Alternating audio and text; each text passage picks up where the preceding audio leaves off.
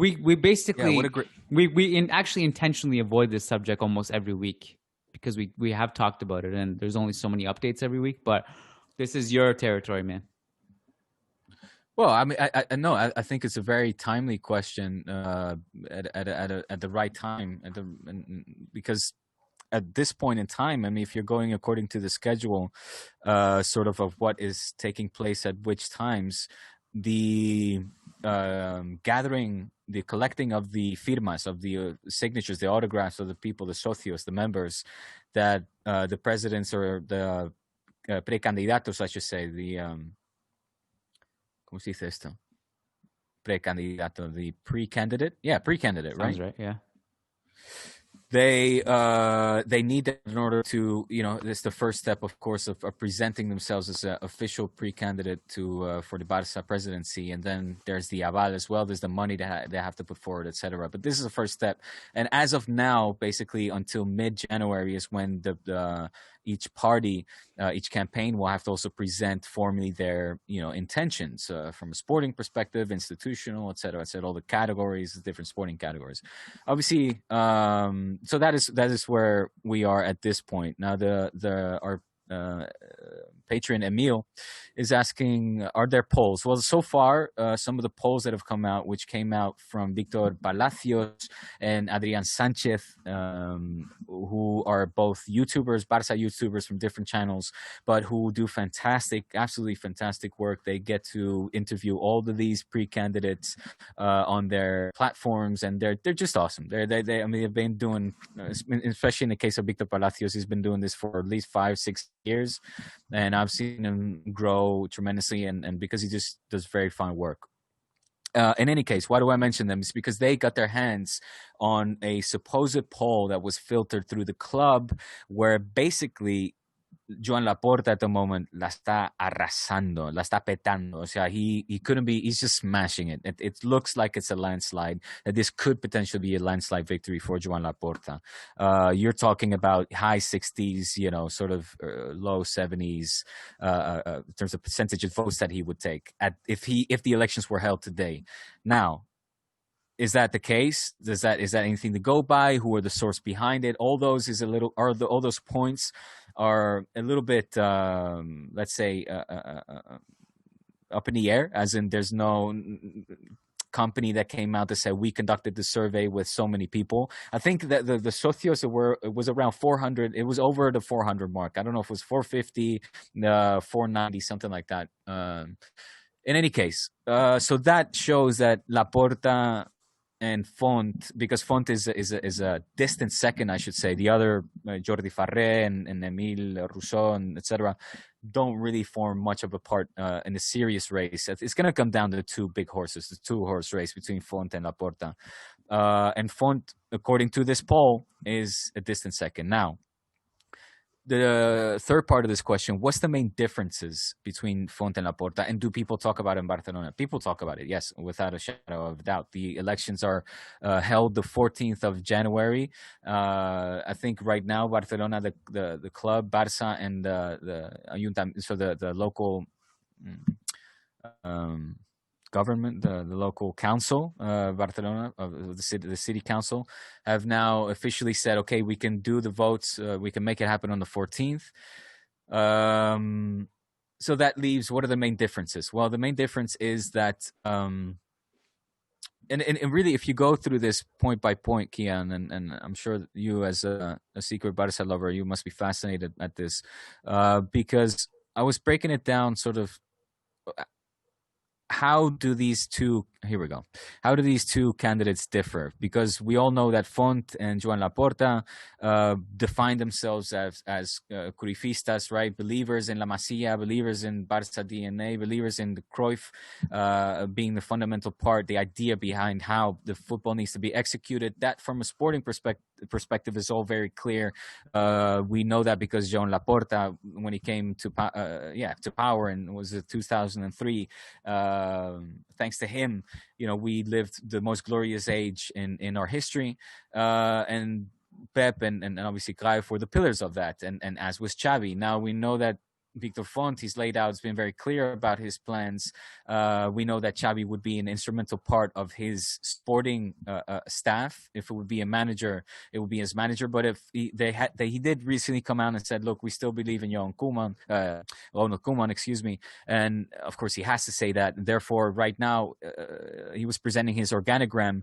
Xavi would be the sporting director. Now, he also mentioned Jordi Cruyff.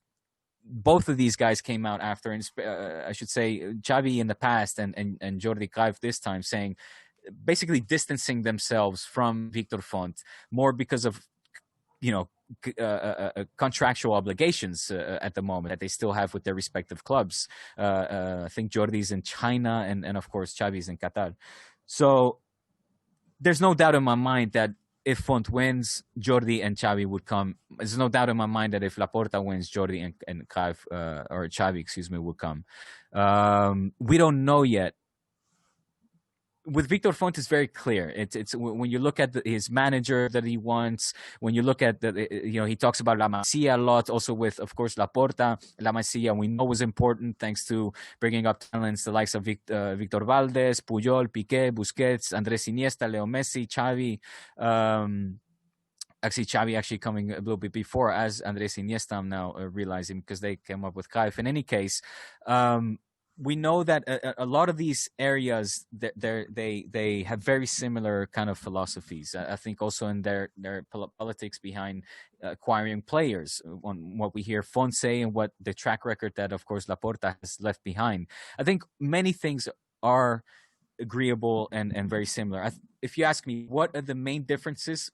Right now, after hearing an interview with Andoni Bassas, who is a member, the right-hand man, really, of Victor Font of his team, he was asked a similar question. He said, "I think the main difference is that Joan Laporta, we offered Joan Laporta the presidency of our campaign. Victor Font apparently said, I'll be number 2, you be number 1. Joan Laporta said, I don't want it. I want to be my own president because I want to make not only executive decisions, but also sporting decisions. And that is apparently, I think if I go down the list, the main difference would be that Joan Laporta said, I want to be involved in the sporting decisions. And that means players coming, of course, players going as well. And Victor Font, on the other hand, says, look, I want nothing to do with that. That would be all Jordi Cruyff or Xavi Hernandez, making those decisions, taking those decisions. The only decision influence I would have in this case is if, let's say, they wanted Mbappe and Haaland, and he would say, look, there's no way in the world that we can do that, given the current finances. And that's another big question mark, is in what state is this club at the moment? We all are very kind of desperate to know what is the exact financial state, because Tusquets, the current council, right, that is now there, they have brought little to light. They said that things are very bad, but that there is hope, that there's optimism. What does that mean? We don't know. So we will have to wait and see. And Kiyan, you've been very patient there listening, so I appreciate the silence, and I hope I've filled you and some of our patrons in terms of where the elections are at this point. Yeah, that's a great update. I think it brings everyone up to speed. Basically tells you everything you need to know in a nutshell. I think it was a great little monologue there. I thought it was funny the amount of Real Madrid fans who were upset at Laporta's poster outside the Bernabeu. Sort of like, this guy is so arrogant, and like, just relax. It's not in the city of Madrid though. I think like Florentino Perez, apparently a lot of people, also, people from the street, but also reputable, let's say, Madridistas, took it with a lot of humor.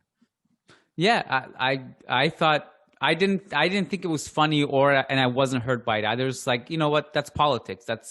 It's funny. It's PR. It's funny, sure. Like I wasn't bothered by it. Anyways.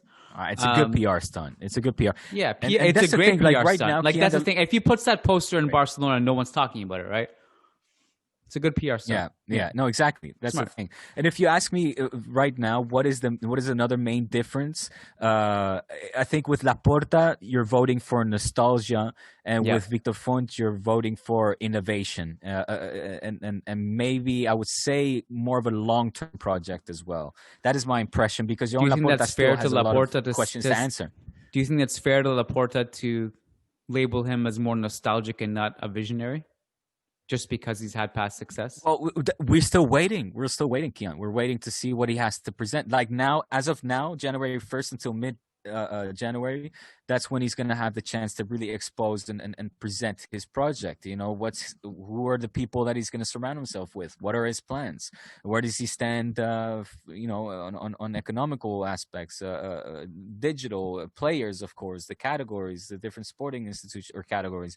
So all those things are still incognito in the case of Joan Laporta. But he's got everything else writing for him, because he's the most successful, most loved president in the history. I think most loved is certainly I'm speaking there personally. And I would vote him back in a heartbeat if it wasn't for the fact that I think Victor Font also has got his shit really thought out properly. And this has been in the makings for a long time. And he exudes confidence and his level of intellect and understanding of his plan that gives me confidence. On the other hand, you know, it doesn't exude the kind of charisma that Joan Laporta has, and not that, you know, a big banner should sway our voting decisions and matters or stray our attentions from the important points, of course. But along with that charisma and these brilliant kind of PR stunts, there's also just an excellent track record. Con sus altibajos, you know, with his ups and downs, there's things that Joan Laporta did not so good, and he needs to be criticized for, or needs to, you know, kind of improve, let's say, and learn from the mistakes. But I think for a large part, there's no question he's been the most successful and greatest president we've ever had, and I love him eternally for that. I always did for feel me, like I think I want them together, and I want it to be 6 years and 6 years. You know what I mean? Because that would be the ideal. Yeah. I always felt like running for Barcelona presidency would be the easiest thing ever. You just basically it's just like this. It's like a construction paper on the wall, and it's like you just cut out a picture of Johan Cruyff and you put it here. Like, see, this is what I believe in. This is Cruyff. There's a lot of truth in that. We're gonna bring back Xavi, and fuck Real Madrid, and then everyone just everyone just gets up and like, Kiyan for president.